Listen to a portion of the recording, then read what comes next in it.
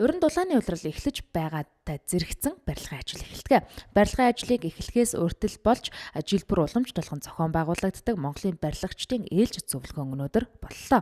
Тус зөвлөгөөнд хот хөдөөгийн нийлсэн 900 гаруй барилгачид барилгын удирдлагууд оролцсон байна. Барилгын салбарт тулгамдж байгаа асуудлуудын нэг бол яахын аргагүй барилгын материалын чанарын асуудал гэдгийг албаныхан онцолж байна.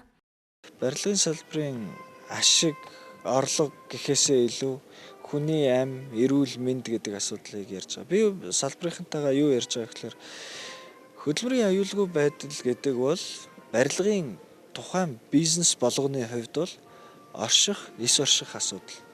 Хэрв хүний амийг хүндэтгдэггүй, хүний эрүүл мэндийг хүндэтгдэггүй байх юм бол энэ салбарт ажиллах орон зай байхгүй шүү гэдэг асуудлыг ярьж байгаа. Харин энийгээ дагаа мөрдөөд явж байхад бол тийм бизнесүүдээ бол бүрэн дэмжиж явна гэсэн үг. Тэгэхээр энэ дээр бид нар улс орон даяар дагаж мөрдөх шинэ хөтөлбөр боловсруулаад бэлтгэсэн байна. Одоо яг энэ зөвлөгөөн дээр бас түрүүгээ сая 2 хоногийн өмнө болсон зөвлөгөөн дээр танилцуулаад ярьж байгаа.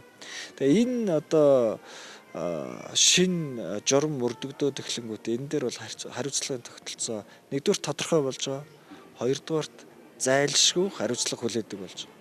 Тэгэхээр нөгөө талаас хүмүүсийн цалин орлоготой хүртэл ярих боломжийг бид нар нээж өгч байгаа.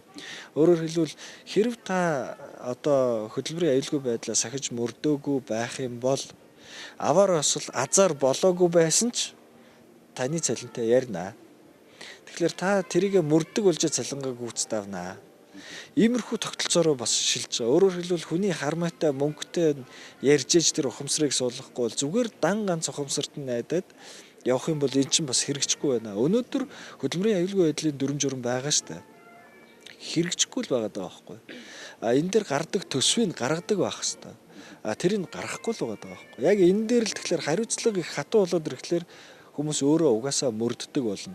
Зөвлөгөөний үеэр барилгачид барилгын удирдлагууд тулгамдж байгаа асуудлуудын тухай ярилцаж санал бодлоо солилцож байсан юм а. За салбарын сайдын хэлж байгаагаар барилгачдын ур чадвар сайн ч шанаргүй барилга баригдах нь их байгааг мөн хэлж байлаа. Евростандартыг шууд маргааш хэрэгжүүлээд эхэлнэ гэхэд бол техникийн болсон хүчний боломж байхгүй байгаа юм. Тэгэхээр нөө хөтөлбөр боловсруулах гэдэг чинь тодорхой хугацаа гаргаж байгаа.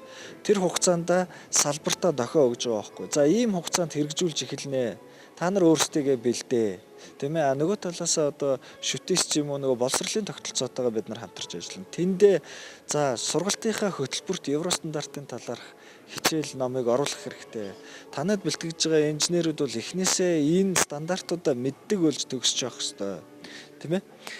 Нөгөө талаас энэ стандартыг бол эхлээд манад бол үнэхээр болсон хүчний болцоо талаас аваад үзэхлээр Оросын стандартуудыг л одоохондоо илүү сайн ойлгож байгаа. Орос хэл дээр байгаа гэдэг.